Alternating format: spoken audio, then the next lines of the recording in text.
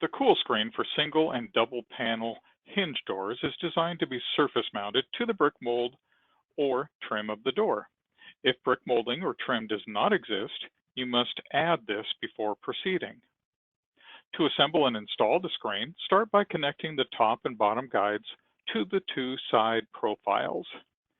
The screen is designed with a side-to-side telescoping feature so that the screen can fit a variety of opening widths. Now, push the telescoping sides together as far as they will move. Lift the screen frame and tilt it to the door frame. You can spin the frame so that the screen operates in the desired direction. In other words, so it operates left to right or right to left. Push the telescoping side profiles outward or side to side so that the screen frame fills the opening width.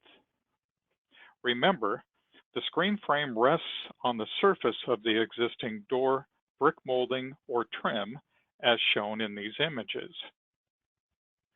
Doors, door frames, and door sills vary by manufacturer.